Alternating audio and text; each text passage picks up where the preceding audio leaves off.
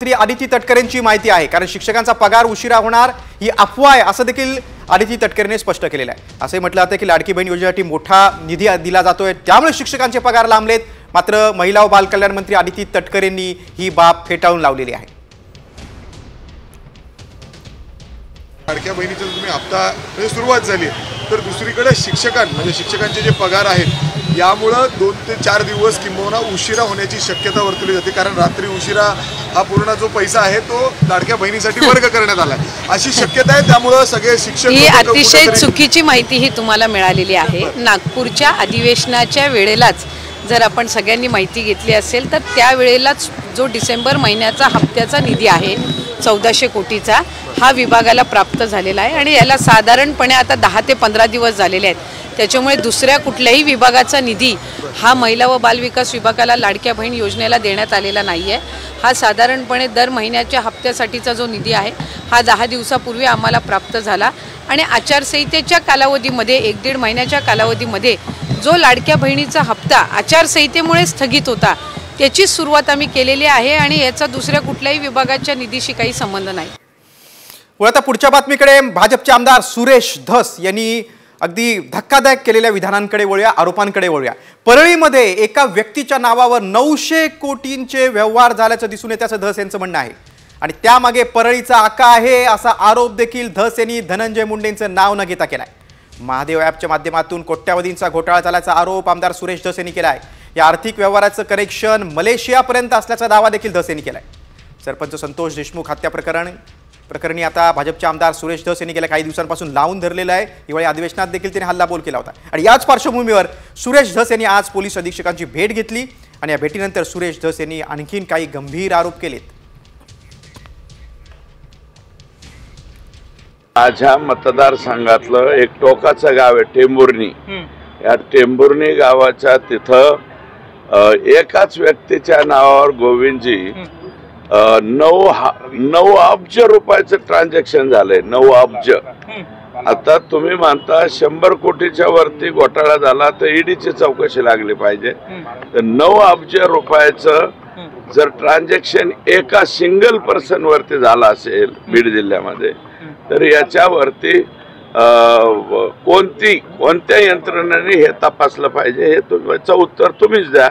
म्हणजे अब्जावधी रुपयामध्ये घोटाळा हा महादेव ॲपच्या माध्यमातून बीड जिल्ह्यामध्ये झालेला आहे आणि त्याच्यावरती चांगले काम करणारे अधिकारी बाहेर काढले गेले आणि जे निष्क्रिय अधिकारी आहेत आणि आम्ही सांगू तेच करू आणि मग त्यांनी एवढ्या मोठ्या या घटनेमधल्या आरोपींचे जामीन करून देणे, त्यांना सहकार्य करणं, काही आरोपींची आणि त्याची लिंक मलेशियापर्यंत जाते थेट। की मी आज माझं लेखी पत्र दिलंय, बीड जिल्ह्यातील पोलीस दलाच्या पोलिसांची यादी मला द्या।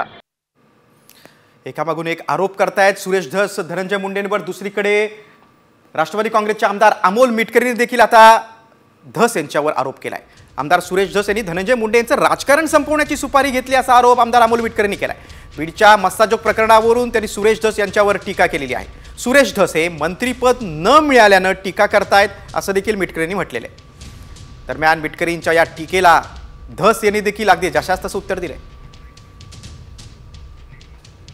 मात्र जाणीवपूर्वक एकाच व्यक्तीचं राजकारण संपवण्याची सुपारी सुरेश धस यांना कुणी दिली, त्यांनी का घेतली याचं स्पष्टीकरण एकदा महाराष्ट्राच्या समोर आलं पाहिजे आणि मस्साजोग प्रकरण वळतं करायला, डायव्हर्ट करायला आणि आपली मागचे काळे कारनामे लपवायला सर्वांनी एकत्र मिळून काही वेगळं राजकारण सुरू केलंय का हे सुद्धा तपासलं पाहिजे। अमोल पटकरी फार लहान आहे बरं का, माझी त्याला एकदा विनंती, अमोल तू कुणाच्या बी नादीला या रगेलच्या नादी लागू नको, तुला लय मागात पडल। मी आता एकदा त्याचं ऐकून घेतो, वडिलकीच्या नात्याने त्याला समज देतो, तुझं कुणीकडे बी दुकान चालव, माझ्यावर दुकान चालवू नको, तुझं अवघड होईल। पुढच्या बातमीकडे लातूरमधील आक्रोश मोर्चाकडे वळूया। बीडमधील मस्साजोग इथल्या सरपंच संतोष देशमुख हत्या प्रकरणावरून आता राज्यातील वातावरण चांगलंच तापलंय। जवळजवळ सर्व स्तरातून या घटनेचा निषेध होतोय। आता या घटनेविरोधात लातूर जिल्ह्यातील रेणापुरात आक्रोश मोर्चा काढण्यात आला। रेणापूर तालुक्यातील 50 पेक्षा जास्त गावातील नागरिक या आक्रोश मोर्चात सहभागी झाले होते। रेणापूर इथल्या श्रीराम विद्यालय ते तहसील कार्यालय या दरम्यान या आक्रोश मोर्चाचं आयोजन करण्यात आलं होतं। विविध सामाजिक संघटनांनी या मोर्चात सहभाग घेतला।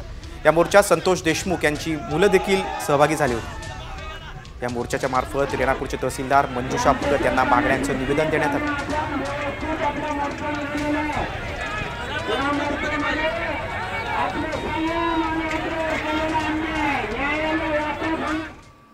रेणापूरमधील आक्रोश मोर्चामध्ये सरपंच संतोष देशमुख यांची मुलं देखील सहभागी झाली होती। वडिलांच्या हत्येच्या घटनेत जे लोक आहेत त्या सर्व दोषींना तत्काळ अटक करून योग्य ती कारवाई करा अशी मागणी संतोष देशमुख यांची मुलगी वैभवी हिने मागणी केलेली आहे।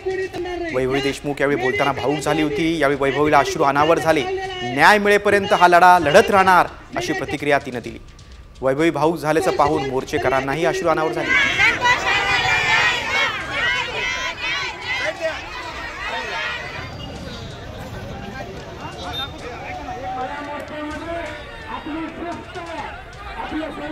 माझे वडील मुक्ती म्हणजे जे दारू व्यसन करतात त्यांना सुद्धा त्या व्यसनातून मुक्त करत होते आणि असेच तुम्ही आमच्या पाठीमागे राहा। न्याय मिळूस तर नाही तर नंतर सुद्धा तुम्ही असेच आमच्या पाठीमागे राहा, आमच्या सोबत राहा, एक कुटुंब बनून। आज ज्याप्रमाणे आमचे छत्र हिरावून घेतले मला असं वाटतं की हे छत्र दुसरे कोणत्याही मुलामुलीचे किंवा जी आज वेळ आमच्या कुटुंबावर ती वेळ कोणत्याच कुटुंबावर येऊ नये।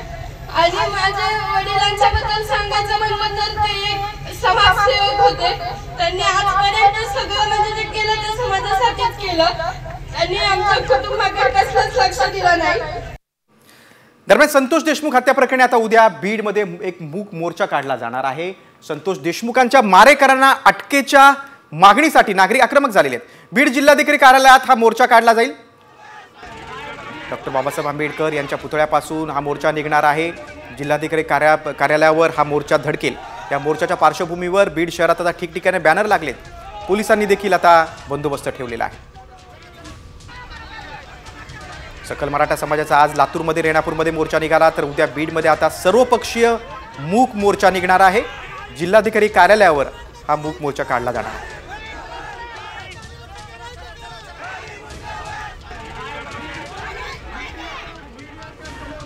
उद्याचा जो सर्वपक्षीय सर्व धर्मीय असा जो मोर्चा आहे त्या मोर्चाच्या अनुषंगाने आपण बीड शहर आणि पूर्ण जिल्ह्यामध्ये मोठ्या प्रमाणात बंदोबस्त लावलेला आहे। यामध्ये प्रामुख्याने आपण जिल्ह्यातून जवळपास 400 अंमलदार, त्याचप्रमाणे ट्रॅफिकचे 70 ते 80 अंमलदार, तसेच वरिष्ठ अधिकारी, यामध्ये 4 DYSP, त्याचप्रमाणे इन्चार्ज ऑफिसर्स आणि 1 ॲडिशनल SP असा बंदोबस्त लावलेला आहे। बीडमधील सरपंच देशमुख हत्येचं प्रकरण ताजा असतानाच आता तुळजापूरच्या सरपंचावर देखील जीवघेणा हल्ला झालेला आहे। मेसाई जवळगा या गावच्या सरपंचावर रात्री हल्ला झालेला आहे। नामदेव निकम यांना पेट्रोल टाकून जाळण्याचा धक्कादायक प्रयत्न आहे। यामध्ये नामदेव निकम आणि त्यांचा भाऊ जखमी झालाय। गाडीच्या काचा दगडानं फोडून पेट्रोल टाकून पेटून देण्याचा प्रयत्न झालेला आहे। रात्री 1 वाजता हा धक्कादायक प्रकार घडलाय। पवनचक्कीच्या वादातूनच हल्ला झाल्याचा प्राथमिक अंदाज आहे। या संपूर्ण घटनेची चौकशी करण्याची मागणी कुटुंबियांनी केली आणि या प्रकरणात आता पोलिसांनी 4 आरोपींविरोधात तुळजापूर पोलीस ठाण्यात गुन्हा दाखल केला आहे। धाराशिव जिल्ह्यात अशी गुंडगिरी चालू देणार नाही, कठोर कारवाई करू असा इशारा आता पोलीस अधीक्षकांनी दिला आहे।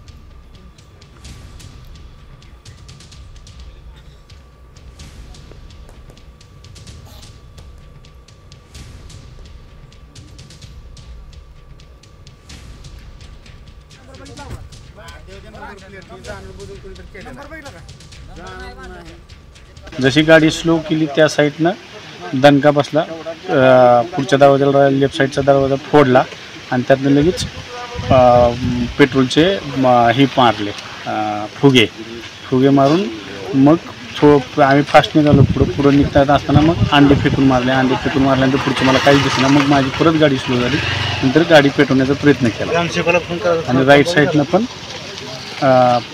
गाडीला दगड मारले। मेसाई जवळचे सरपंच आहेत नामदेव निकम, हे त्यांचं वैयक्तिक काम आणि लाईटच्या संबंधातलं काम आटोपून जात असताना गावाकडे जात असताना रात्री 10च्या दरम्यान त्यांच्यावर 2 बाईकवरून येऊन त्यांच्या गाडीवर पाठीमागून येऊन दगड मारलेले आहेत अशी त्यांच्याकडून तक्रार आपल्याकडे प्राप्त झालेली आहे. अंडी काचेवर मारून त्याच्यानंतर एका पॅकेटमधून त्यांच्या गाडीमध्ये पेट्रोल सदृश ज्वलनशील पदार्थ टाकलेला आहे. आपलं नशीब चांगलं मनाचं देवानं तारलं असं पोर कावाली सांगत ना झाली मला काय व्हायला नाही एकाच फुटलाय काय व्हायला नाही. ती गाडीतली पिशवी ते कुठं काय ते उश्या ते असतील तिथल्या काय आणून टाकली परवानी पुन्हा ते पोलिस आल्यावर मला कायच माहित नाही. आमच्या दिराची काय सांगितलं त्यांनी तुम्हाला? तिनं काय नाही असं झालंय म्हणजे भाऊजीला आता तुम्ही फारकत झोपला मला काहीच माहित नाही म्हणलं. तिची बी पोरं त्याचे दोस्त सगळे असले इंडिकान गाड्यान रातभर तिकडेच आहे ती पळाली. रातभर आम्ही इथं चालवून कोण असं वाटतंय तुम्हाला? आता काय कोणाच नाव होईल नाव कोणाचं नाही. नामदेव निकम हे रात्री तुळजापुरातून जवळ गेला परतत होते त्यावेळी त्यांच्यावर हल्ला झाला. निकम यांच्या गाडीच्या दोन्ही बाजूनी आलेल्या बाईक स्वारांकडून हा हल्ला झाला. डाव्या बाजूच्या दरवाजाची काच फोडून गाडीत पेट्रोलचे फुगे टाकण्यात आले. वेग वाढवल्यानंतर निकम यांच्या गाडीच्या काचेवर अंडी देखील फेकण्यात आली. इकडे तुळजापुरात सरपंचावर हल्ला झाला आहे तर तिकडे उरण तालुक्यातल्या पागोटे गावच्या सरपंचांनी गंभीर तक्रार केलेली आहे. धुडगूस घालणाऱ्या गावगुंडांवर कोर्टाच्या आदेशाने गुन्हा दाखल करण्यात आलेला आहे. मात्र अजूनही गावगुंड मोकाट आहेत त्यांना अटक करण्यात आली नाही अशी तक्रार या गावच्या सरपंचांनी दिलेली आहे. माझा संतोष देशमुख होण्याची वाट पाहत आहे का असा संतप्त सवाल पागोटे गावचे सरपंच कुणाल पाटील यांनी केले. गावगुंडांच्या दहशतीमुळे ग्रामस्थ कमालीचे घाबरलेत. उरण तालुका मस्साजोगच्या वाटेवर जाण्याची भीती देखील सरपंच पाटील यांनी व्यक्त केलेली आहे. पोलीस अजून काय करत आहेत? अजून कुठला तपास घेत आहेत का?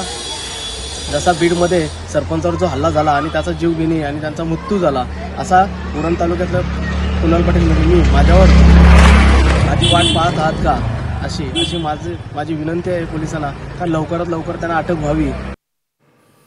नंतर पुढची बातमी आता छत्रपती संभाजीनगरातून. नायलॉन मांजा विकला तर थेट खुनाच्या प्रयत्नाचा गुन्हा आता दाखल होणार आहे आणि अशा पद्धतीचा गुन्हा दाखल करण्यासाठी पाऊल टाकणारं संभाजीनगर हे राज्यातलं पहिलं शहर आहे. मांजा विकणाऱ्या दुकानदारासोबतच जे खरेदी करतायत त्यांच्यावर आणि अल्पवयीन मुलांच्या पालकांवर देखील आता गुन्हा दाखल केला जाणार आहे. लोकांचा जीव जाऊ नये म्हणून छत्रपती संभाजीनगर शहर पोलिसांनी हे कडक पाऊल उचललेलं आहे. सर्व मांजा विक्रेते त्याचबरोबर पतंग विक्रेते त्याचबरोबर ट्रॅव्हल एजन्सीज कुरिअर एजन्सी सगळ्यांच्या बैठका घेतलेल्या होत्या. गुन्हे दाखल पण केलेले होते परंतु तरी देखील मांजा विक्री नायलॉनची ही सुरूच होती. या पार्श्वभूमीवरती आम्ही BNS 110 म्हणजे attempt to commit culpable homicide या कलमांतर्गत गुन्हे दाखल करायला सुरुवात केलेली आहे आणि त्याच्यामध्ये जवळपास 3 वर्षापर्यंत आरोपींना शिक्षा मिळते. आम्ही आरोपींची आता PCR पण घेतलेले आहेत आणि त्याच्यामुळे निश्चितच प्रभावी कारवाई ही ह्या नायलॉन मांजा विक्रेत्यांवरती आम्ही करायला सुरुवात केलेली आहे. आतापर्यंत आम्ही असे 8 गुन्हे आम्ही आयुक्ताला दाखल केलेले आहेत. पुढची बातमी देखील संभाजीनगरातून आहे. बेरोजगार तरुणांना महाराष्ट्र कमांडो फोर्समध्ये जवान बनवण्याचं आमिष दाखवून चक्क बोगस भरती केल्याचं छत्रपती संभाजीनगरमध्ये समोर आले. या भरतीसाठी संभाजीनगरच्या पोलीस आयुक्तालयाच्या जवळच असलेल्या मराठवाडा सांस्कृतिक मंडळाच्या मैदानावर पोलीस भरतीप्रमाणे मैदानी चाचणी देखील घेण्यात आली. मात्र पात्र उमेदवारांना नियुक्ती शुल्क मागताच टोळीचा भांडाफोड झाला. विशाल मोहन देवळी, विकास बापू माने, सनीलाला बागाव अशी तिघा भरती प्रक्रिया राबवणाऱ्या भामट्यांची नाव आहेत. हे तिघेही सोलापूर जिल्ह्यातील पंढरपूर येथील रहिवासी आहेत. या प्रकरणी आता तिघांवर फसवणुकीचा गुन्हा दाखल करण्यात आला आहे. एकूण 93 मुलांची फसवणूक झालेली आहे. बोगस कमांडो भरतीत 5.5 लाखांची फसवणूक केल्याप्रकरणी 3 जणांविरोधात पोलिसांनी गुन्हा दाखल केला आहे.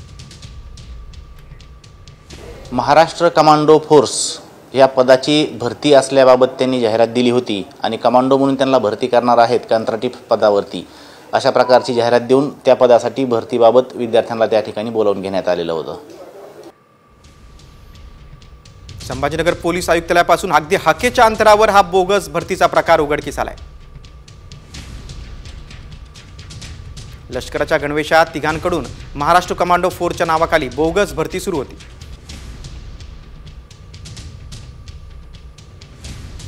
पोलीस भरतीप्रमाणे अगदी हुबेहूब मैदानी चाचणी घेतली तरीही पोलिसांना संशय आला नाही।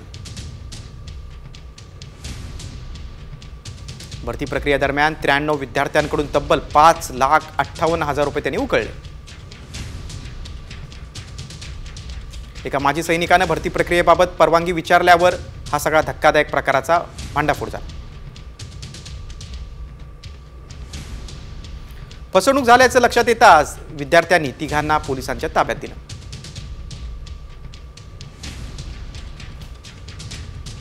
फसवणूक करणारे तिघे सोलापूरचे आहेत आणि त्यांच्यावर आता गुन्हा दाखल झालाय।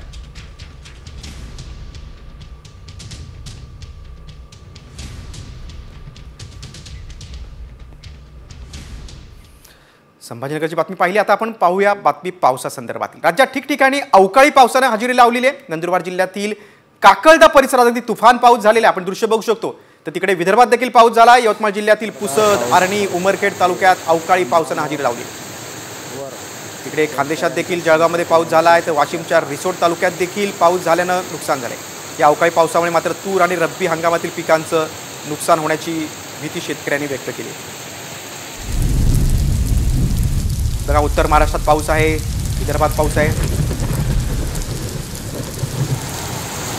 खानदेशातील तिन्ही जिल्ह्यात पाऊस आहे, धुळे, जळगाव, नंदुरबारमध्ये। तिकडे वाशिम जिल्ह्यातील देखील काही तालुक्यात अवकाळी पाऊस बरसलाय।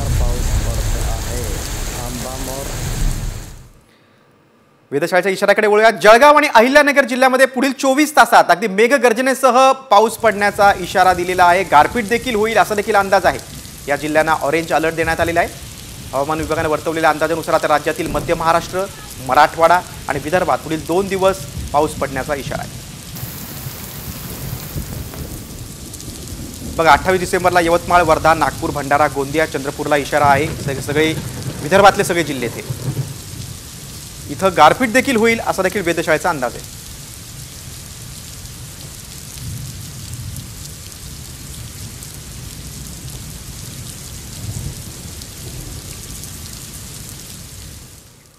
पुण्यातल्या बातमीकडे वळू। ऐन थंडीत पुणेकरांना आता स्वेटर सोबतच रेनकोट घेऊन जाण्याची शक्यता निर्माण झाली आहे। कारण पुण्यात पुढील 2 दिवस मेघगर्जनेसह वादळी वाऱ्याचा पाऊस पडेल अशी शक्यता पुणे वेधशाळेने वर्तवली। गेल्या 24 तासात पुणे शहरासह जिल्ह्यातील हवामान बदललेलं आहे। कमाल आणि किमान तापमानात 1 ते 2 अंशांनी वाढ झाली।